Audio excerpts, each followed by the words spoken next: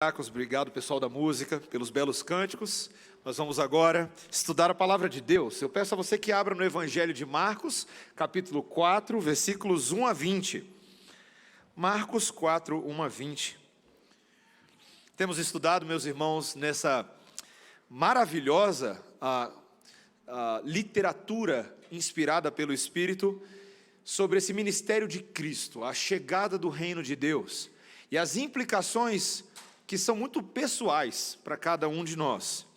E hoje nós começamos uma sessão que inaugura uma das principais modalidades literárias do Senhor Jesus Cristo, que são as suas parábolas. E hoje aqui, provavelmente para muitos, a gente poderia dizer, talvez a principal de todas elas, a principal das parábolas, né? Há uma discussão aí, se a principal é a parábola do semeador e da semente, ou se é a do filho pródigo. Vou deixar você resolver aí, mas você vai entender por que essa parábola de hoje ela é tão importante, não só para a compreensão dela mesma, mas de todas as outras parábolas que se sucedem e de toda a palavra de Deus. O versículo 1 diz assim: Voltou Jesus a ensinar à beira-mar, e reuniu-se numerosa multidão a ele, de modo que entrou num barco, onde se assentou, afastando-se da praia, e todo o povo estava à beira-mar na praia. Assim, lhes ensinava muitas coisas por parábolas, no decorrer do seu doutrinamento. Ouvi, eis que saiu o semeador a semear. E ao semear, uma parte caiu à beira do caminho, e vieram as aves e a comeram. Outra caiu em solo rochoso, onde a terra era pouca, e logo nasceu, visto não ser profunda a terra. Saindo, porém, o sol a queimou, e porque não tinha raiz, secou-se. Outra parte caiu entre os espinhos, e os espinhos cresceram e a sufocaram, e não deu fruto. Outra, enfim, caiu em boa terra, e deu fruto, que vingou e cresceu, produzindo a 30, a 60 e a 100 por um. E acrescentou: quem tem ouvidos para ouvir, ouça. Quando Jesus ficou só, os que estavam junto dele, com os 12, o interrogaram a respeito das parábolas. Ele lhes respondeu: a vós outros vos é dado conhecer o mistério do reino de Deus, mas aos de fora tudo se ensina por meio de parábolas, para que vendo, vejam e não percebam, e ouvindo, ouçam e não entendam, para que não venham a converter-se e haja perdão para eles. Então lhes perguntou: não entendeis esta parábola? E como compreendereis todas as parábolas? O semeador semeia a palavra. São estes os da beira do caminho, onde a palavra é semeada. E enquanto a ouvem, logo vem Satanás e tira a palavra semeada neles. Semelhantemente, são estes os semeados em solo rochoso, os quais, ouvindo a palavra, logo a recebem com alegria, mas eles não têm raiz em si mesmos, sendo antes de pouca duração. Eles, chegando a angústia ou a perseguição por causa da palavra, logo se escandalizam. Os outros, os semeados entre os espinhos, são os que ouvem a palavra, mas os cuidados do mundo, a fascinação da riqueza e as demais ambições concorrendo, sufocam a palavra, ficando ela infrutífera. Os que foram semeados em boa terra são aqueles que ouvem a palavra e a recebem, frutificando a 30, a 60 e a 100 por um. Essa é a palavra do Senhor. Vamos orar, irmãos. Senhor Deus, nós acabamos de cantar e pedir que o Senhor fale conosco, que por meio da Tua palavra nós tenhamos ouvidos para ouvir, olhos para ver, coração para entender, Senhor. Dá-nos um entendimento tão necessário para que vivamos piedosamente neste mundo. Queremos ser reconhecidos como um povo santo, um povo que brilha intensamente a luz de Cristo e é capaz de salgar a terra ao nosso redor. Senhor, dá-nos a habilidade de sermos aqueles para quem Cristo tem separado as coisas superiores e melhores, uma vez que obedeçamos e nos sujeitemos à Tua palavra. É a nossa oração em nome de Jesus. Amém. Meus irmãos, a tecnologia tem causado grandes revoluções na sociedade, e no campo da medicina não é muito diferente, né? Nós temos alguns médicos aqui na igreja, e os médicos e aqueles que são beneficiados também dos cuidados médicos, sabem o tanto que as tecnologias têm influenciado no campo dos diagnósticos, no campo das análises, no campo dos remédios e das medicações gerais. Mas, meus irmãos, você sabe um advento tecnológico da medicina que sempre me fascinou de uma forma ou outra? É a injeção. Eu gosto de injeção. Vamos lá, vamos explicar isso aqui. Eu não gosto de injeção, tá? Eu detesto injeção, para falar a verdade. Quando eu era pequenininho, minha mãe decidiu fazer um tratamento homeopático comigo e com meu irmão, e minha mãe, que topa cada loucura na vida, decidiu dar umas injeçõezinhas na gente. Meus irmãos, eu me sujeitei a isso por amor à minha mãe. Fiz isso, a gente passou pela agulha quando a gente era pequeno. Mas, meus irmãos, veja, a injeção ela é uma coisa muito interessante, não é? Porque quando você injeta, literalmente você está injetando, fazendo entrar em alguém alguma coisa cujo objetivo é produzir um benefício nela. Você já imaginou, meus irmãos, a revolução de agora, não somente eu passar um remédio do lado de fora da pele, ou fazer um cuidado que seja totalmente externo, mas agora eu consegui jogar lá dentro da sua corrente sanguínea, ou dentro do seu músculo, algo que de dentro para fora pode ter efeitos sobre você. Injeção não é legal, mas é importante. É muito importante. E nós já fomos, em momentos diversos da vida, aqui e ali, beneficiados de termos tomado uma injeção para isso ou para aquilo. Meus irmãos, esse texto de hoje está falando sobre injeção. Eu sei que não parece, mas é exatamente isso. Ele está falando dessa habilidade de Deus, não de tratar conosco meramente aqui do lado de fora, mas de fazer as coisas entrarem e acontecerem lá dentro. E o texto de hoje está falando justamente dessa habilidade que a palavra de Deus tem de, ao ser pregada, de lá dentro onde o nosso coração reside, e tentar encontrar ali a possibilidade de se fazer algo. Meus irmãos, quando a palavra de Deus entra dentro de nós, qual é o tipo de solo, qual é o tipo de coração que ela encontra? Um dos campos que fascina os teólogos no estudo da teologia é o campo da hermenêutica, é o campo da interpretação da palavra de Deus. E envolve, por exemplo, o estudo acurado da palavra, envolve também a exegese, várias coisas técnicas. Mas o texto de hoje, o texto vai falar que a hermenêutica, a interpretação verdadeira da palavra de Deus, acontece lá dentro da gente, lá dentro do nosso coração. E veja, eu já quero adiantar para você aqui, que muitas vezes as coisas acontecem de um jeito ou de outro, não é porque a pregação é boa, porque a igreja é X ou é Y, mas tem a ver conosco, lá dentro do nosso coração.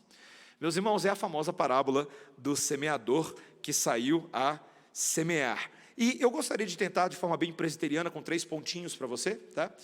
Trazer a lição que eu creio que está muito bem apresentada nesse texto, nos versículos 1 a 20. Veja, é um texto que ele não tem enormes desafios exegéticos para nós, mas a praticidade do que é falado aqui não vai deixar você quieto na sua cadeira hoje. Então eu quero que você acompanhe comigo. A primeira coisa, meus irmãos, é o fato de que Jesus decidiu anunciar sua verdade por parábolas, e isso tem efeitos múltiplos. Veja que no versículo 1 e o versículo 2 vão nos lembrar que o Senhor Jesus Cristo, após de ser assediado pela multidão, após de ser alvo de diferentes opiniões sobre dos escribas, dos seus parentes, dos seus amigos, de ser mesmo até acusado de ser um agente de Beelzebu, como nós vimos lá no capítulo 3, de ser rejeitado pela sua própria família, uma vez que ele está lidando com toda a sua reputação pública, agora ele volta a fazer aquilo para o qual ele veio. Ele volta a anunciar a palavra de Deus do jeito que ele fazia de melhor, né? A multidão espremia, ele saía para dentro de um barquinho, e o seu barquinho virava o seu púlpito de madeira. O Senhor Jesus Cristo fez isso inúmeras vezes, e toda vez que o Senhor Jesus Cristo estava dentro do barquinho, senta que lá vem história, não é? Senta que lá vem instrução, senta que lá vem doutrina. E o versículo 2 nos diz, acompanhe comigo a leitura da palavra de Deus: assim lhes ensinava muitas coisas por parábolas no decorrer do seu doutrinamento. Meus irmãos, eu acho muito importante que a gente veja essa associação linguística. A doutrina de Cristo estava associada a esse gênero de contação de histórias que ele escolheu para fazer. Primeira coisa que deveria fascinar a gente: Jesus conta histórias. Ele era um contador de histórias por excelência. E essas histórias de Jesus, essas ficções e analogias que ele usava do dia a dia, visavam doutrinar, visavam dogmatizar e formatar a nossa cabeça para entender verdades espirituais.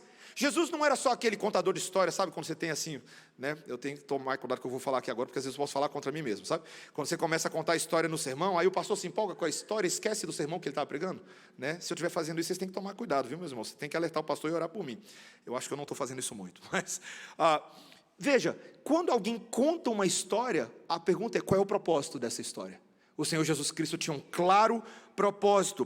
Por meio de analogias e desenhos do dia a dia, ele queria ensinar verdades eternas, verdades que às vezes transcendiam e seriam difíceis de ser apreendidas de formas normais. Então Jesus se tornou um especialista em ilustrar, fazer ilustração de sermão. Ele explicava a doutrina, ele ilustrava a doutrina e ele aplicava a doutrina, exatamente como um pastor presbiteriano aprende a fazer no seminário presbiteriano. A gente precisa aprender isso. A pregação expositiva, só para dar um detalhe para vocês, envolve muito disso. Tem que explicar a doutrina, tem que ilustrar a doutrina e tem que aplicar a doutrina. E a parábola tinha essa função de trazer verdade. E aqui, meus irmãos, o Senhor Jesus Cristo vai... Já eu entro na parábola em si, mas ele vai deixar claro nos versículos 10, 11, 12 e 13. Veja comigo que agora essas parábolas tinham funções diversas. Olha o que ele diz no versículo 10. Quando Jesus ficou só, os que estavam junto dele com os 12 o interrogaram a respeito das parábolas. Ele lhes respondeu: a vós outros vos é dado conhecer o mistério do reino de Deus, mas aos de fora tudo se ensina por meio de parábolas. Veja, meus irmãos, Jesus selecionou a modalidade das parábolas, porque elas tinham várias funções por causa do tipo de público com quem ele estava se comunicando. Veja, para uns ela seria de uma forma, e para outros seria de outra. A mesma parábola, ela teria efeitos diferentes a depender de quem ouvia a parábola. E é fascinante, meus irmãos, que quem está tendo aqui dificuldade de entender são os seus próprios discípulos, são os que estavam ali junto com os 12. Eles ouviram essa parábola, que não parece assim ser tão difícil, mas eles estavam tendo dificuldade. Jesus fala: olha, a vocês está sendo dado conhecer os mistérios de Deus. Eu vim para que vocês que são meus conheçam os mistérios. O que é um mistério na Bíblia, meus irmãos? Um mistério, o grego mysterion, significa literalmente aquilo que estava encoberto, aquilo que outrora estava oculto, mas agora está sendo revelado. Jesus Cristo não deixou seus discípulos confusos, não, logo adiante ele vai explicar o significado das parábolas, para que eles possam entender e aplicar essas parábolas. Mas a muitos outros era dito em forma de parábolas para que eles permanecessem na sua confusão. Não é interessante isso? Eu lembro uma vez que eu estava vendo uma reportagem de uma ogiva nuclear que ela ia cumprir múltiplas funções. E aí ela não tinha o efeito só de destruir, um dos efeitos dela era moral também. Quando alguém lança uma ogiva moral, uma ogiva nuclear, o objetivo é destruir a moral, a moralidade de uma nação e talvez desestabilizá-la para uma guerra, alguma coisa assim. Meus irmãos, as parábolas de Cristo faziam isso. Para alguns era para confundir mesmo, para que vendo não vissem de fato, para que ouvindo não conseguissem ouvir de fato com ouvidos espirituais.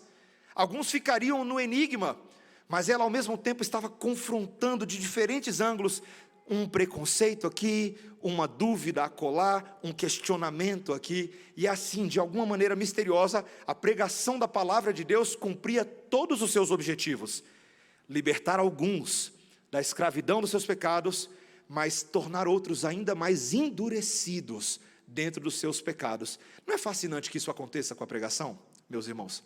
Você sabia, eu sei que é estranho o que eu vou falar agora, porque eu gostaria que hoje à noite, todo mundo que está ouvindo a pregação da palavra, seja capaz de sair daqui falando: eu entendi o que a Bíblia quis dizer. Mas a verdade, meus irmãos, é que espiritualmente, alguns vão sair daqui ainda mais endurecidos hoje. Alguns vão sair daqui ainda mais condenados nos seus próprios pecados, porque não aceitam aquilo que a palavra de Deus diz. Alguns sairão daqui mais chateados com esse Jesus, porque esse Jesus não é do jeito que eu gostaria que fosse. Meus irmãos, curiosamente, até isso cumpre o propósito da pregação da palavra. A pergunta no fim da noite que você vai tentar responder é, tá, onde você se encontra nessa equação? E a parábola vai tratar justamente disso. Por isso, meus irmãos, que a parábola do semeador, às vezes é chamada de uma metaparábola. Ela fala do próprio significado da pregação do evangelho. Eu adoro essas coisas que são meta, né, que se volta para si mesmo. E a pregação da parábola tem esse efeito. Mas, meus irmãos, o que eu queria dizer apenas nesse primeiro ponto é que o Senhor Jesus Cristo tem um objetivo sempre que Ele usa histórias. As histórias não têm fim em si mesmas, não são pequenas liçõezinhas de moral, elas estão falando do propósito de Deus em relação aos homens.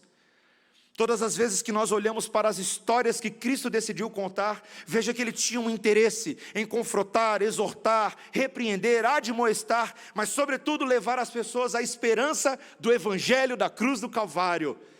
As parábolas visavam fazer o homem desistir de si mesmo e abraçar aquele que é tudo em todos.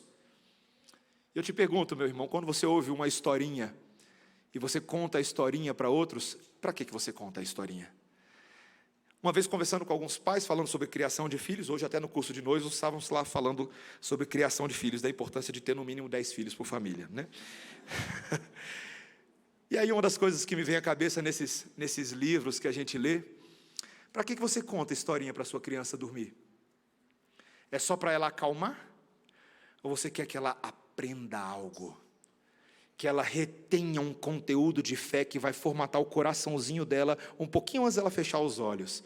E quem sabe vai formatar até os sonhos dela. Para que ela sonhe segundo os pensamentos de Deus. Para que ela tenha no seu coração esperança, vida, para que ela desista dos seus pecados. Meus irmãos, histórias são importantes. E sabe de uma coisa? Está na hora do povo de Deus resgatar a arte de contar histórias. Sabia disso? Você, por exemplo, quando vai aconselhar pessoas, você é bom em contar histórias para que essas analogias sirvam de pontes de aconselhamento, pontes de exortação. Você é capaz, por exemplo, como eu aprendi com um professor no seminário, de contar a sua própria história a alguém? Você já fez isso antes? Você é capaz de contar o seu testemunho pessoal? Falar, olha, veja, eu quero contar toda a história da palavra de Deus, as escrituras dizem isso, e eu gostaria de dizer agora os efeitos dessa palavra na minha vida. Bom, eu sou assim, assim, assado, e eu tenho vivido assim, assim, e Cristo me alcançou assim, assim, assado. Meus irmãos, histórias são importantes. Reverendo Emílio Garofalo, num dos seus livros, ele diz o seguinte: Deus nos deu a habilidade de escrever histórias e ouvir histórias. E Ele gosta de se manifestar por meio de histórias, porque essa é a maior de todas as histórias. Então nós precisamos gostar de histórias, meus irmãos. Quando você vai assistir um filme, analise a história que você está vendo. O que está sendo ensinado? É isso aqui que meus filhos estão entendendo? Isso aqui que eu estou entendendo? Será que nós conseguimos ver elementos aqui que podem ser aproveitados? Que mentiras Satanás está contando nessas histórias? Precisamos aprender, meus irmãos, e assim fazer bom uso dessa ferramenta também. Esse era o meu primeiro ponto. Então vamos à história, segundo e terceiro ponto aqui, tá joia? O segundo ponto, meus irmãos, obviamente, é a própria natureza dos solos resistentes, tá? Vamos entender um pouquinho a natureza dos solos resistentes. O Senhor Jesus Cristo aqui nesse texto, não, deixa a Bíblia aberta aí, tá joia? Ele vai mostrar aí primeiro dos versículos 3 até o versículo 8, quais são exatamente os solos que a pregação da palavra, a gente sabe aqui que a semente do semeador é a palavra que está sendo pregada. Qual é a semente e quais são os solos? Agora veja comigo, acompanhe a leitura, versículo 3. Ouvi, eis que saiu o semeador a semear. E ao semear, uma parte caiu à beira do caminho, e vieram as aves e a comeram. Outra caiu em solo rochoso, onde a terra era pouca, e logo nasceu, visto não ser profunda a terra. Saindo, porém, o sol a queimou, e porque não tinha raiz, secou-se. Outra parte caiu entre os espinhos, e os espinhos cresceram, e a sufocaram, e não deu fruto. Outra, enfim, caiu em boa terra, e deu fruto, que vingou e cresceu, produzindo a 30, a 60 e a 100 por um. E aí ele acrescenta, então, quem tem ouvidos para ouvir, ouça. A própria forma como Jesus conta a história lembra muito o modelo de contação dos israelitas no passado. Essa ideia de quem tem ouvidos para ouvir, ouça. Isso aqui é importante, é verdade que vem da parte de Deus. E então a parábola dele tem a ver com o dia a dia, mais dia a dia impossível para um israelita. A vida de um fazendeiro, de um semeador, de um agricultor. Dona Leni que gosta dessas coisas aqui na igreja, né, gente? Mas é interessante. A ideia de um semeador, de um hebreu, de um agricultor que fazia isso no dia a dia, é uma imagem corriqueira.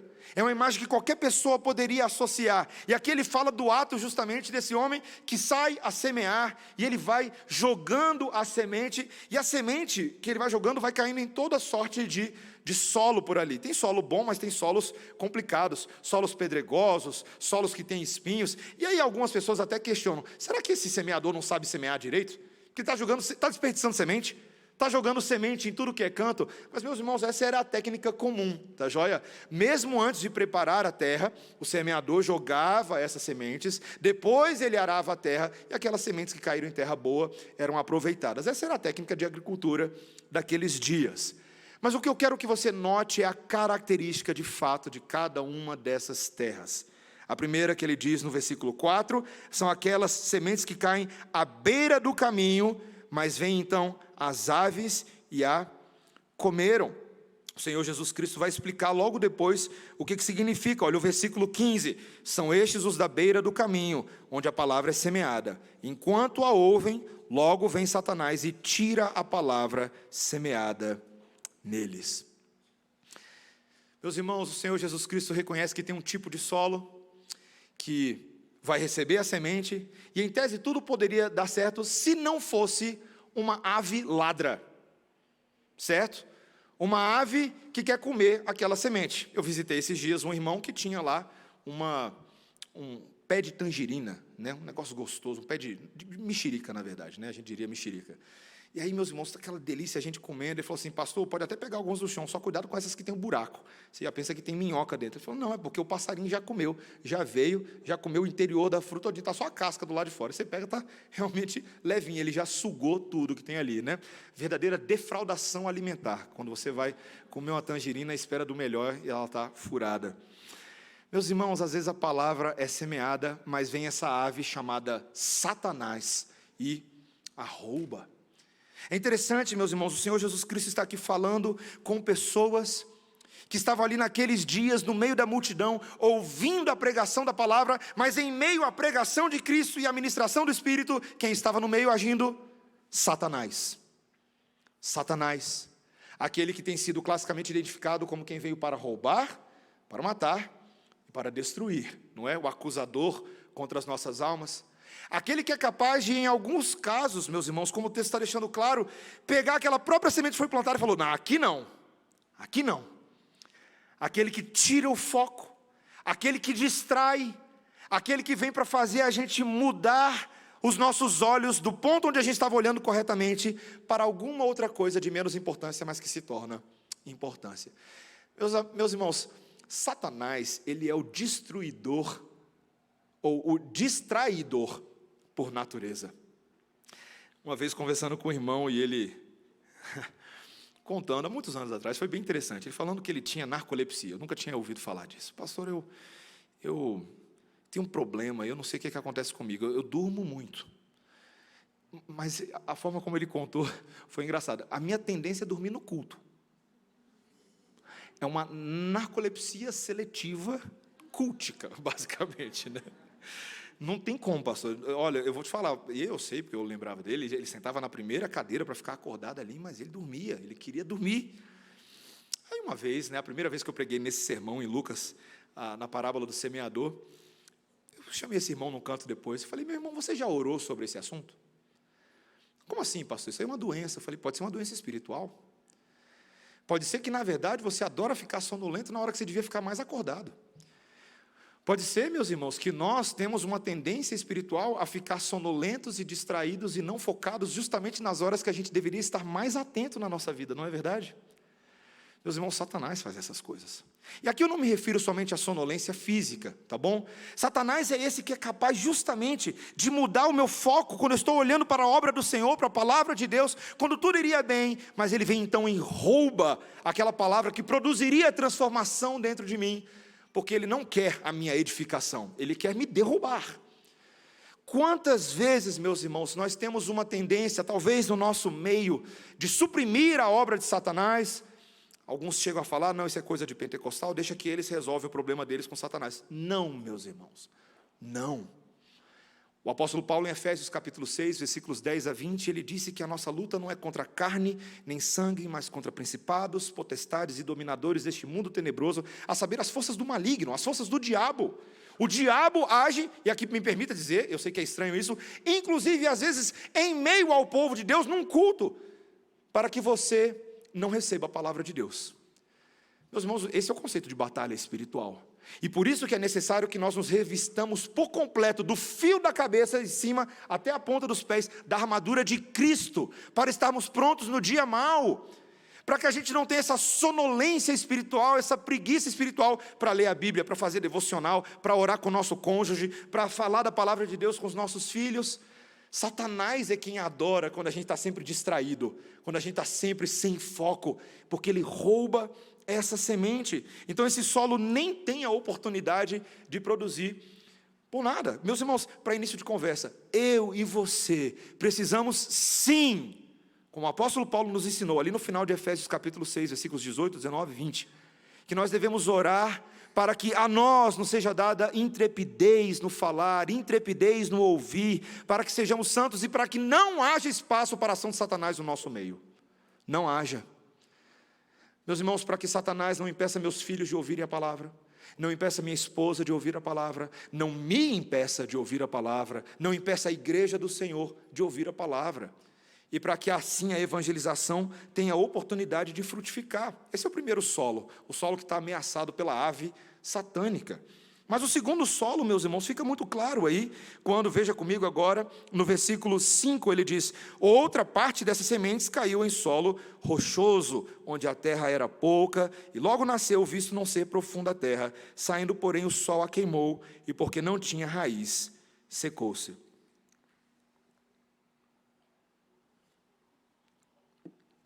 Meus irmãos, a outra característica desse solo aqui, pedologia, o estudo dos solos. Interessante, né? Você tem solo arenoso, argiloso, você tem várias características, solo com pedras. Esse aqui é um solo que tem pouca superfície, porque logo abaixo dele, aqui provavelmente na cabeça de Jesus, você tem uma camadinha de terra por cima, mas o semeador não está vendo que logo abaixo existem rochas.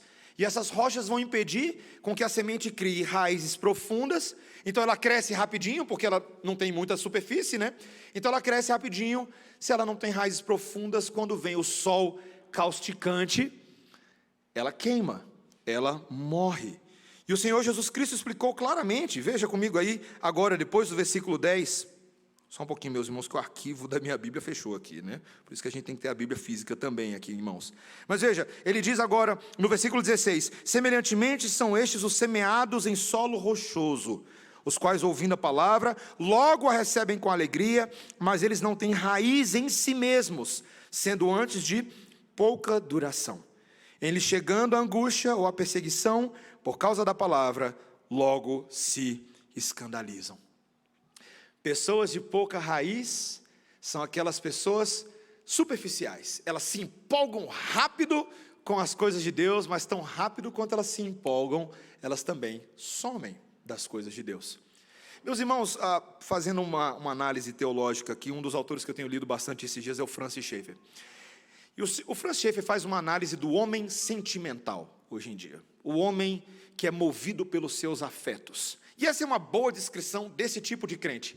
É a pessoa que se empolga porque ela é empolgada, porque ela é movida pelos sentimentos dela. Ela é movida pelas suas reações. Ela ouve uma música que toca, alguma coisa que emociona o seu coração, quem sabe uma leitura do versículo do dia e ela fica toda emotiva e emocionada, mas ela não permite que aquela palavra desça para o seu coração. E meus irmãos, pessoas que são emotivas e emocionadas sentimentalmente e espiritualmente, elas não vingam a longo prazo. Muitas vezes, eu lembro uma das ações com um trabalho que eu fazia com a MPC, Mocidade para Cristo, há alguns anos atrás, e a gente falava muito sobre o Ministério de Conservação de Frutos. E o Ministério de Conservação de Frutos é interessante. Não basta você evangelizar, você precisa discipular, você precisa acompanhar uma pessoa. Mas o que é curioso, meus irmãos, é que muitas das vezes aqueles que a gente julga que foram convertidos, é o famoso fogo de palha, né? É aquele que ouve a palavra hoje, se empolga, levanta a mão, toma a decisão para Jesus, aí às vezes você, precipitadamente também, coloca lá no panfleto, então esse aqui aceitou Jesus agora, olha, terça-feira, 19h45, ele aceitou Jesus. Está aceitado, hein? Daqui para frente eu quero ver. Mas, meus irmãos, são pessoas que ainda não tivemos tempos de observar se a conversão é verdadeira. Os próprios frutos que ela vai produzir depois daquela suposta conversão vão provar se ela é uma verdadeira convertida. Mas são pessoas que não são assim, certo? Meus irmãos, as igrejas hoje estão apinhadas de pessoas que são sentimentalmente espirituais. O problema do sentimentalmente espiritual é que você nunca pode contar com ele. Ele não se compromete. Enquanto ele está sendo empolgado e ele está pulando para Jesus e fazendo coisas legais, ótimo. Mas você não consegue contar porque ele não tem raízes. Ele é arrancado facilmente. Ele é aquele tipo de pessoa que Tiago, o meio-irmão de Jesus, disse na sua primeira epístola que ele é agitado de um lado por outro, por toda sorte de vento de doutrina. É um homem de ânimo dobre. A sua cabeça é dúbia. Ele nunca se estabiliza na fé. Ora ele é evangélico, ora ele é seixonoê, ora ele é evangélico de novo porque voltou para Jesus, ora ele agora é algum partido político que é a religião dele. É assim. É uma pessoa assim. Meus irmãos, infelizmente, essas pessoas causam uma tremenda confusão dentro da vida da igreja.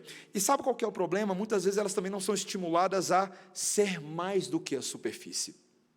Quando você tem teologia superficial, você vai ter pessoas superficiais. De novo, quando você tem uma teologia superficial, você vai ter pessoas superficiais. Quando o evangelho de Cristo não é pregado em toda a sua dimensão, com todas as letras, você só vai ter pessoas superficiais, pessoas que nunca têm os seus pecados confrontados, apenas acariciados, pessoas que nunca são forçadas a tomar decisões radicais em nome do Senhor Jesus Cristo. Não, continua vivendo assim que está bom, está tranquilo, não tem nenhum problema não. Pessoas que são muito mais domesticadas do que discipuladas. Meus irmãos, nós precisamos levar a sério isso. Será que muitas vezes aqueles que a gente julga que são superficiais e fracos é porque nós mesmos não temos cooperado para o aprofundamento deles, para a admoestação, para a correção, para o treinamento na justiça, a fim de que homens e mulheres sejam perfeitamente habilitados para toda boa obra? O apóstolo Paulo disse em Efésios capítulo 4, versículo 13, de que o objetivo dos dons espirituais e das virtudes na vida da igreja é para que todos sejamos alçados à perfeita varonilidade de Cristo, sejamos maduros em Cristo Jesus. Gente madura não é gente superficial não é gente madura. Essas duas realidades se opõem, mas existem pessoas que são assim. E particularmente o texto vai enfatizar, veja comigo quando ele diz no versículo 15, no versículo 16, que o motivo que essas pessoas recebem com alegria a palavra, mas não dão continuidade, seguindo para dentro do versículo 17, é porque quando chega a angústia, ou chega a perseguição por causa da palavra, logo se escandalizam. Veja, o Senhor Jesus Cristo está falando ali com pessoas que estavam vivendo dentro da esfera do Império Romano. E naquela situação, meus irmãos, muitos deles estavam sendo assolados por pressões externas. Ora ele se convertia pela pregação de João Batista no deserto, estava lá feliz. Ah, que legal, eu sou de Jesus agora. Mas quando vinha a ameaça do imperador, quando vinha a perseguição institucional, quando ele era forçado a mudar de emprego, ou mudar de moradia, de residência, ou refazer os seus círculos de amizade, a fé ia embora. Ele não conseguia aguentar essas angústias, essas perseguições. Quando ele era forçado de fato a tomar decisões de vida, a lutar contra o pecado, ele não estava pronto. Meus irmãos, Deus manda provações para depurar quem é dele e quem não é. Esses dias a gente tem conversado entre nós, no conselho, sobre a natureza de provações e a importância delas. E é difícil, meus irmãos, fazer essa análise, né? Quando a gente mesmo, ao longo da nossa vida, nós passamos por provações. Hoje, na aula da manhã, o presbítero Lucas Gualda explanou maravilhosamente bem que os próprios obstáculos que Deus coloca no nosso caminho é para verificar até onde vai a raiz do evangelho no nosso coração. Meus irmãos, a fé do crente vai ser depurada pelo fogo, sim.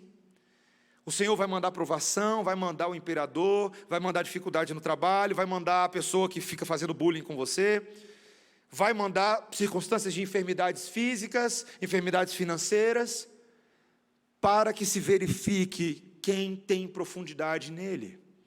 E para que se verifique também quem está afim de aprofundar, ou apenas viver uma fé superficial. Não adianta, meu irmão, se você foi chamado para seguir a Cristo, e eu creio que muitos de nós aqui nessa noite fomos e temos sido chamados, é para que nós sejamos conformados ao formato da cruz dele.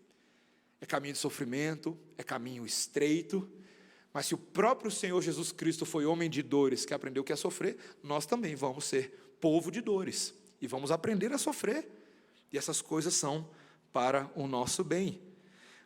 Uma terceira categoria de solo, que ele vai dizer aí, é justamente um solo até parecido com esse solo anterior, em termos de efeitos espirituais. Veja que ele vai dizer agora, no versículo 7, veja comigo o versículo 7, outra parte caiu entre os espinhos, e os espinhos cresceram e a sufocaram, e não deu fruto. E aí então ele explica agora no versículo 18, quem são esses? Que o solo que o espinho vem, o versículo 18, os outros, os semeados entre os espinhos, são os que ouvem a palavra, mas os cuidados do mundo, a fascinação da riqueza e as demais ambições concorrendo, sufocam a palavra, ficando ela infrutífera. Meus irmãos, planta que é boa para crescer, ela precisa de espaço para crescer. Ela precisa não somente das condições da terra, mas ela precisa das condições ao redor. Ela precisa crescer na direção que ela tem que crescer, com as temperaturas, com as condições climáticas. Melissa está aprendendo bastante sobre plantinha esses dias. Quase uma vez por semestre na escola ela recebe uma plantinha que me assusta sempre, meus irmãos, tá? É uma cabecinha de um boneco. Eu nunca tinha visto isso na minha infância, então não aterroriza minha filha, mas me dá pesadelos. Ele tem 2 olhinhos, ele tem uma boca, mas o cabelinho dele é feito de sementes, certo? E aí o que acontece? Você sabe, né, filha? Muito bem o que acontece, né? Aí depois de um tempo, aquele mato que é o cabelo dele começa a crescer. Então você chega no dia, meus irmãos, o mato cresce, certo? E ele fica com aquele black power arrepiado assim para cima, sabe?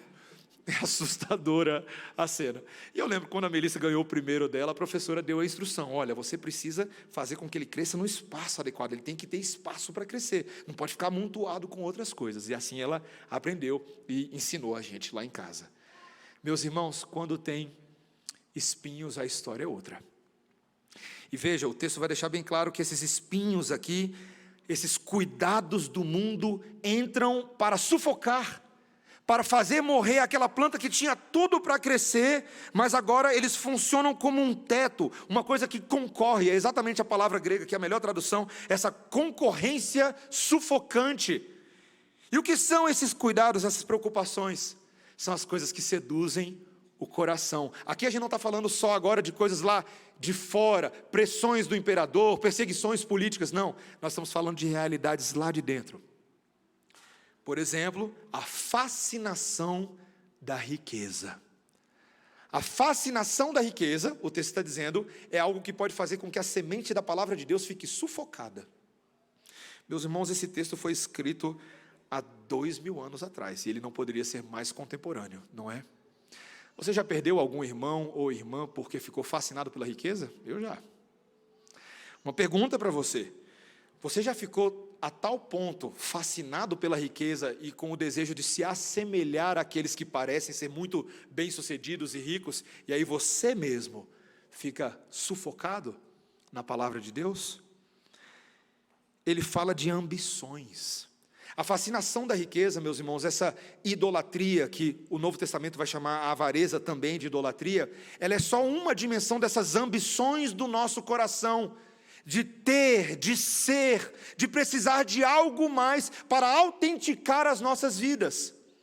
Meus irmãos, todas as vezes que o Evangelho de Cristo não nos é suficiente, e nós ficamos dizendo para o nosso coração: eu preciso de mais, isso não está bom, tem que ser de outro jeito, nós vamos acabar sufocando a palavra de Deus em nosso coração. Nós vamos fazer uma barganha: Deus, no domingo eu canto que você é bom, maravilhoso o suficiente, mas durante a semana eu estou em outra. Quem governa o meu coração durante a semana é Mamon. é o Deus do dinheiro. Então a minha identidade cristã eu deixo um pouquinho abafada, porque ela não dá muito certo com isso não. Meus irmãos, eu tenho conversado, e me permita ser aqui bem franco, tá? Cada vez que a gente vai falar sobre essa parábola aqui, a gente tem que pensar em novas aplicações do que a gente está vivendo hoje. Eu vejo uma sedução que acontece financeira nos nossos dias, que é essa ideia do ser e ter investimentos. Quantos jovens eu converso hoje, falam, pastor, estou investindo num negócio aí, Bitcoin, pastor, Bitcoin, né? Pastor, já te falei do Bitcoin? Pai, pastor, você tinha que ver esse negócio do Bitcoin aí, pastor, vai ser bom para você. Ele só fala disso, tá. Pastor, ó, conheci um cara, conversei com um cara, ele vai me dar um esquema aí, que eu vou maximizar a minha renda. E aí, meus irmãos, o coração, nem percebe o tanto que o coração já foi, está tomado. Em vez de fazer aquele trabalho humilde, trabalhar com as próprias mãos, fazer investimentos segundo a proporção daquilo que nos é dado, boa mordomia, boa gestão, aprender a gastar o dinheiro, não. Querem ganhar para compensar a falta de responsabilidade orçamentária no mês. Meus irmãos, quando o coração é tomado pelo dinheiro, a gente toma decisão ruim.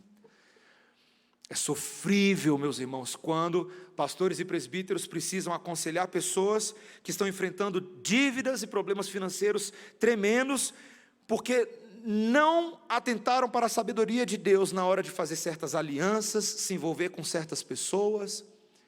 E o buraco é grande depois, não há quem salve, o buraco é grande. Meus irmãos, a fascinação pela riqueza. O apóstolo Paulo nos lembra lá em 2 Coríntios capítulo 8, que aqueles que são verdadeiramente ricos são os que estão em Cristo Jesus. Aquele que sendo rico, se fez pobre, tendo se humilhado, morrido morte de cruz, para que nós que éramos espiritualmente pobres, fôssemos feitos verdadeiramente ricos em Cristo, completos, maduros. A verdadeira riqueza, meu irmão, é conhecer a Deus e ser conhecido dEle. Essa é a verdadeira riqueza. Todas as outras só decorrem dessa. Quando você está suficientado, suprido por Cristo Jesus, agora sim, o seu dinheiro não mais te governa, mas está sujeito àquele que te deu ao governo. O dinheiro. O seu carro não te governa, suas propriedades não te governam. Mas, meus irmãos, ser fascinado por essas coisas vai sufocar a semente da palavra no seu coração. A ponto de algumas pessoas falarem assim, que não leem a Bíblia, porque elas estão o tempo inteiro no computador, tentando ver a bolsa de valores. Tem alguma coisa errada nisso, meus irmãos? Tem alguma coisa errada nisso? Essas fascinações vão nos tornar infrutíferos. E veja que eu não estou falando somente da riqueza, ainda que esse texto enfatize isso, mas a fascinação com imagem, a fascinação com reputação, a fascinação com reconhecimento social, essas coisas tendem a sufocar a palavra. Meus irmãos, esses 3 solos, eles deixam muito claros para nós, que muitas vezes o problema do crente não é porque o pastor da igreja tal não prega a palavra, não é porque a igreja não tem uma teologia boa, não, é porque a gente não quer interpretá-la adequadamente aqui dentro. Veja, meus irmãos, o texto não está falando que esses solos são assim, ponto final, que são pessoas que não têm capacidade de mudança, que é um estado eterno deles, que são réprobos ou pessoas que não foram eleitas por Deus. Não, o texto não fala nada disso. Mas o texto diz que essas podem ser sim condições temporárias do nosso coração, que talvez hoje mesmo, hoje à noite, eu e você estamos aqui na igreja, mas assim, né, ouvindo o pastor e falando assim, não sei se eu estou entendendo nada disso não, porque eu estou preocupado com aquelas outras coisas que estão me aguardando quando eu chegar lá em casa. Eu quero fazer até uma pergunta mais simples para você, porque os nossos pais na fé, os reformadores e os pastores de Westminster gastaram tempo pensando sobre esse assunto.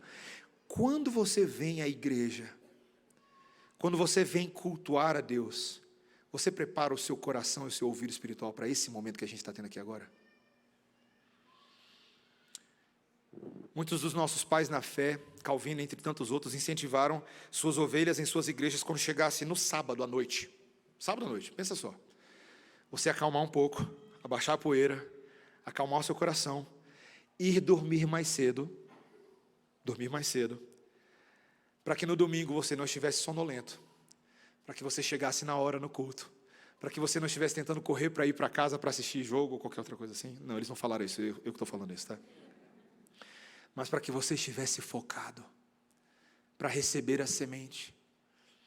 Eu sei que esse texto, todo mundo tem a impressão de que esse texto é uma grande crítica negativa somente aos solos terríveis, mas não. Esse texto, e esse aqui é o nosso último ponto, ele é um incentivo a que sejamos um bom solo. O solo final é o solo mais importante de todos, é o solo do convite de Cristo, é o solo que Ele quer que nós sejamos e cultivemos. Ali na primeira parte do texto, versículo 8, assim ele diz, veja a leitura. Outra, enfim, caiu em boa terra e deu fruto, que vingou e cresceu, produzindo a 30, a 60 e a 100 por um. E lá no versículo 20 ele explica, os que foram semeados em boa terra são aqueles que ouvem a palavra e a recebem, frutificando a 30, a 60 e a 100 por um. Meus irmãos, a boa terra aqui, lendo alguns comentaristas, eles fazem uma observação maravilhosa. Porque essa aqui não é só uma boa terra. Um comentarista, inclusive, disse que isso aqui é uma terra miraculosa. Porque ela frutifica muito mais do que uma terra comum. Essa ideia de multiplicação a 30, a 60 e a 100 por um é bem mais do que a média do que um agricultor estava acostumado numa boa estação, numa boa seara. Mas o que ele está falando é que essa terra, quando ela ouve a palavra e ele a recebe, ela consegue fazer isso. Então, para a gente entender essa multiplicação boa, vamos primeiro entender essas duas etapas que ele separa no versículo 20. Os que foram semeados em boa terra são aqueles que ouvem a palavra e a recebem. Você percebeu que são dois verbos distintos aqui? E os comentaristas concordam que de fato não é só uma forma do texto de tentar reafirmar as mesmas verdades, mas de dizer que existe uma diferença entre ouvir e de fato receber. Você lembra daquela diferença que a gente fala sobre ouvir e escutar? Que um é simplesmente uma coisa, um ouvido, um ruído que você ouve, mas o outro você dá atenção, e você de fato dedica os seus ouvidos espirituais e fala que eu te escuto. É disso que ele está falando. Não basta ter a minha audição física sensibilizada pela voz do pastor na caixa de som no domingo à noite. Tem que ouvir o Espírito Santo de Deus falar. É isso que ele está falando. Quando eu ouço a palavra de Deus, meus irmãos, e é disso que os nossos pais na fé falavam, os reformadores, existe aqui um exercício espiritual. Eu sei que eu sou pequeno e eu não valho muita coisa, meus irmãos, mas quando a palavra de Deus é pregada, Deus está falando conosco. E quando Deus fala, nossos ouvidos devem ouvir a voz de Deus pela palavra. Essa lei é inspirada, infalível, inerrante, é autoridade, eficiente e suficiente para a sua vida. Quando Deus fala com você, eu te pergunto, você ouve Deus falando? Será que nós estamos com os nossos ouvidos, a nossa audição? Será que nós temos literalmente, meus irmãos, passado cotonete espiritual para tirar cera espiritual e falar, fala Deus, agora eu estou te ouvindo? Porque nós precisamos fazer isso. Nós precisamos dizer, Deus, eu não vou dormir quando o Senhor falar. A gente precisa dizer isso. O Senhor Jesus Cristo julgou os seus próprios discípulos, quando por um pouco de tempo, naquele monte da transfiguração, ele recebe Elias, Moisés, quando ele volta, eles estão o quê? Estão dormindo lá. Estão lá dormindo. E aí Jesus, valeu, hein, pessoal? Joia isso. Não, meus irmãos. Se o próprio Cristo está em ação, nós devemos aguardar pacientemente, ouvi-lo na palavra, receber essa semente no nosso coração. E meu irmão, a forma que o Senhor Jesus Cristo quer te incentivar a atenção espiritual e não a dislexia do nosso pecado, é pelo benefício do que vai acontecer em você, se você fizer isso. Você ouvirá e receberá, e você frutificará a 30, a 60 e a 100 por um. Quem recebe a palavra, quem ouve com atenção, quem pratica os caminhos do Senhor, quem finge, quem deixa de fingir que não é com você e olha com atenção, frutificará muito mais do que aquilo que seria ordinário. Deus tem poder sobrenatural para fazer a semente de maneira miraculosa frutificar muito mais do que faria em condições normais de temperatura e pressão. E meus irmãos, eu quero que os irmãos atentem aqui para as circunstâncias que Jesus está falando.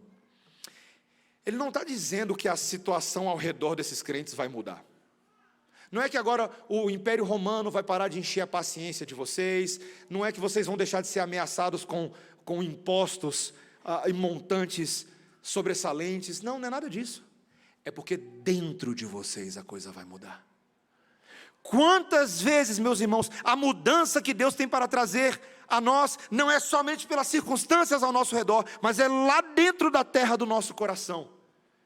Quando a injeção do Espírito Santo consegue infundir aquele remédio espiritual lá dentro, onde a alma está sedenta, aflita, ansiosa, cheia de adversidade. E aí o remédio vai lá dentro.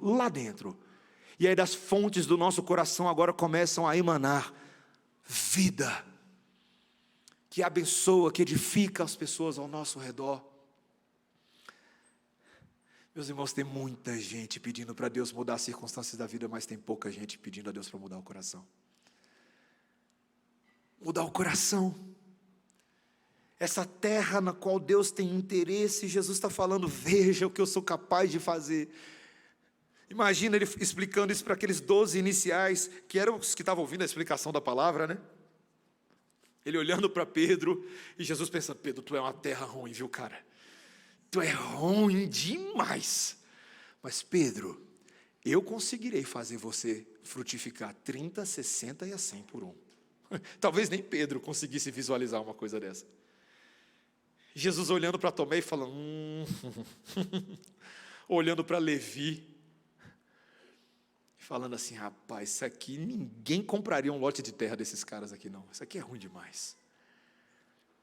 Mas o semeador tem uma semente extremamente poderosa. Extremamente poderosa.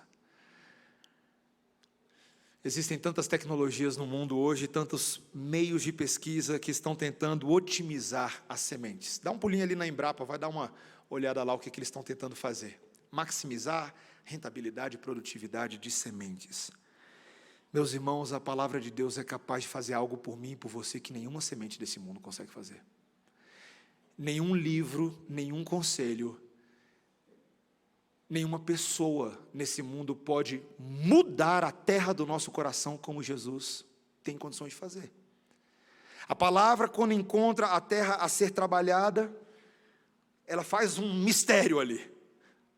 Ela pega essa terra ansiosa, árida, seca, sem esperança, e faz sair manancial dela. Ela é capaz de pegar aqueles judeus que ouviram a profecia de Isaías, quando Deus levantou aquele mesmo Isaías, um homem impuro no meio de um povo de impuros lábios, um povo que ouviria a profecia de Isaías, mas não entenderia, que veria, mas não veria de verdade.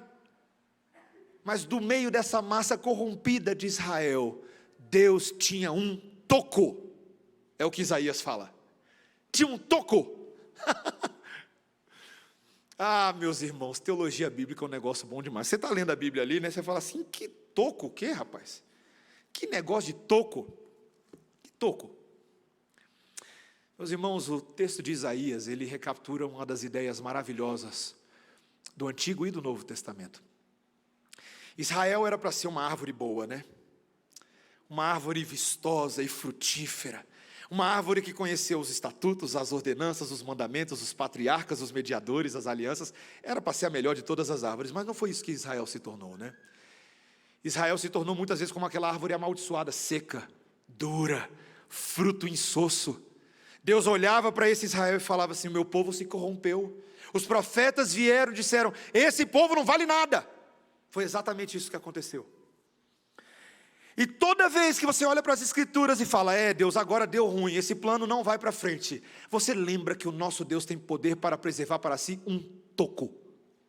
Sabe o que é um toco? Quando do rebento de Jessé, da linhagem da eleição, dos predestinados não por mérito, mas pela misericórdia de Deus, Deus fará surgir sim, um filho dessa linhagem. Um filho que seria melhor do que Davi, um filho que seria melhor do que Moisés, um filho que seria melhor do que Abraão. Um filho que seria ele mesmo a videira. E nós, ligados a ele, temos condições de frutificar. Frutificar. Em João 15, o Senhor Jesus Cristo falou: olha, o meu Pai está fazendo uma obra, Ele é o grande agricultor. E a grande obra é: vocês só vão dar certo se vocês forem conectados a mim. E aquele que está conectado a mim vai produzir, a seiva vai correr, e ele será uma bênção. Aquela mesma promessa que Abraão ouviu lá atrás: em ti serão benditas todas as famílias da terra. Deus estava cumprindo nesta nova árvore que é Cristo, no qual Ele nos enxertou, nós que somos gentios por natureza, ramos brabos que ninguém queria saber de nós, mas Ele nos amou, Ele nos recuperou, e Ele cuidou de nós, do jeito que minha filha Melissa cuida da plantinha dela. Meus irmãos, aos olhos de Jesus, eu e você, a gente é bem parecido com aquela plantinha estranha, tá? A gente é bem parecido. Mas o que Jesus faz conosco? Ele cuida direitinho, não é? Ele poda, Ele arranca um olho seu, Ele corta uma mão sua, Ele te atravessa com umas lanças de vez em quando, mas Ele vai te formatando, Ele vai te santificando, para que você não produza frutos de impiedade, mas frutos de justiça para a vida eterna, para que você seja uma bênção de fato. E veja, não é só lá no futurão não, é a partir de agora. Jesus está falando: se vocês ouvirem minha palavra agora, vocês vão frutificar agora, a 30, a 60 e a 100 por um. Essa é a verdadeira teologia da prosperidade, não aquela, é essa aqui. É a prosperidade do reino, é a prosperidade das intenções do reino de Cristo. É quando Ele refaz a minha cabeça e eu penso segundo Ele. É quando eu frutifico, porque é Ele que está em mim. Já não sou eu mais quem vive, mas Cristo vive em mim. E a vida que agora eu vivo na carne, eu vivo pela fé no Filho de Deus. É isso que acontece, meu irmão, minha irmã. O Senhor Jesus Cristo está aqui incentivando a gente a olhar para o nosso coração hoje à noite e perguntar: qual é o tipo de terra que anda sendo trabalhada aqui? É sério, meus irmãos? Será que nós estamos sendo espinhentos? Seduzidos demais pelo Instagram, pelo TikTok, pelo YouTube, pela pessoa que se veste bem lá na faculdade? Será que eu estou querendo aparentar demais? Ou será que eu tenho feito a minha alma acalmar, como uma criança desmamada nos braços da sua mãe, dizendo: isso é suficiente para mim, não procuro coisas grandes demais, isso é suficiente para mim? Será, meus irmãos, que às vezes nós não somos como esses terrenos rochosos? A gente até se empolga quando o pastor de vez em quando dá um grito lá na frente: glória a Deus, glória a Deus. Mas aí chega a segunda, o glória a Deus não vira segunda-feira, né? E aí a gente não se permite esse discipulado de longo prazo, essa caminhada comprometida, que vai além de um domingo à noite. Será que às vezes eu e você temos feito pouco caso de Satanás? Será que a gente finge que não é assim tão problemático? E aí ele nos desanima, nos estimula, manda tentações, e as tentações acabam derrubando a gente bem mais do que deveria. Será que a gente não está sendo tão vitorioso nessa luta contra o pecado? Meus irmãos, o Senhor Jesus Cristo quer nos incentivar nessa noite a orar de uma forma diferente, a orar por desistência, falar: Deus, se depender de mim o solo vai ser ruim. Então, Senhor Deus, eu preciso da tua injeção, Senhor. Eu preciso dela. Eu preciso que o Senhor pegue a maior agulha que o Senhor tiver. E ai de mim, porque eu sei que esse negócio vai doer. Mas eu preciso, Senhor. Eu preciso que o Senhor deposite o remédio lá no meu interior, no recôndito do meu coração, para que eu jamais me aparte dos seus caminhos. Para que eu seja um servo pequeno, porém fiel ao Senhor. Para que o Senhor me der para fazer as mãos, eu faça bem, porque o meu coração é teu, Senhor, é teu. A gente não vai cantar essa música que eu vou citar agora para finalizar o sermão, ela não está na programação hoje, mas eu quero só citar a letra dela, porque ela realmente toca no que deve ser o anseio do coração de todo crente, tá? Então esse é o final do sermão. Ela diz: se tu olhares, Senhor, para dentro de mim, nada encontrarás de bom, não é? Nosso estado natural, não temos nada a ofertar. Mas um desejo eu tenho, Senhor, de ser transformado. Preciso tanto do teu perdão, dá-me um novo coração. E aí ele diz, né? Dá-me um coração igual ao teu, meu mestre. Dá-me um coração igual ao teu, coração disposto a obedecer, cumprir todo o teu querer. Dá-me um coração igual ao teu. Meus irmãos, que isso seja uma oração para a gente. Que a gente faça ela todos os dias. Quando você estiver duvidando da qualidade da terra lá, fala: Deus, eu preciso de uma terra melhor. Me trabalha aqui dentro. Faz eu me tornar uma terra aprazível ao Senhor, de tal maneira que o semeador olhe para mim e fala assim: mas que bacana, vai ser bom hoje. E nós assim poderemos, de fato, nos tornar a igreja para o qual o Senhor está nos preparando todos os dias. Amém? Vamos orar, igreja. Ó Senhor Deus, Senhor nosso, os frutos da tua semeadura estão acontecendo, Senhor. Às vezes melhor e às vezes um pouco pior, porque existe um elemento em nós, Senhor, que o Senhor está trabalhando.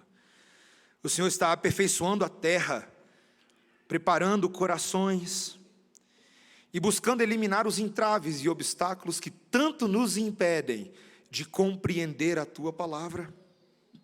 Senhor, para início de conversa, nós queremos orar, Senhor, em nome de Jesus, que teu Espírito Santo quebre absolutamente toda resistência dentro de nós para receber a tua boa semente. Os grilhões, as muralhas, os medos e temores que nos fazem duvidar tantas vezes e questionar se a tua semente é assim tão boa mesmo. Ó Senhor, afasta de nós essa dúvida besta, Senhor, do nosso coração, essa tolice. Senhor, nós rogamos que o Senhor seja capaz de pegar a palavra que é anunciada a todos nós nessa noite, por meio da boca de Marcos aqui, esse também que escreveu essas palavras, inspirado pelo Espírito, e fazer com que essas palavras saturem a nossa mente, saturem os nossos sentidos, que o Senhor nos atraia magneticamente para si mesmo, Senhor, para que ali, perto de Ti, conectados à videira, unidos inseparavelmente a Cristo, nós produzamos justiça. Senhor, nós pedimos que o Senhor faça isso, não só pela obra que o Senhor faz eternamente, mas faz em nós temporalmente também. Nós precisamos, hoje à noite disso, precisamos disso amanhã. Precisamos descobrir algumas respostas de como frutificar lá no trabalho, de como frutificar no casamento, de como ter um linguajar mais puro, mais santo, que traz mais alegria aos que ouvem. Ó Senhor, cumpre essa palavra em nós, e nos ajuda ao fazer isso, a replicar a agricultura de Cristo, pregando com intrepidez, anunciando sem medo, espalhando a semente, sabendo que não somos nós os responsáveis por fazê-la funcionar, mas é Deus quem soberanamente direciona para que as terras recebam e produzam frutos. Senhor, então dá a nós também a visão do semeador. É a nossa oração, em nome de Jesus. Amém.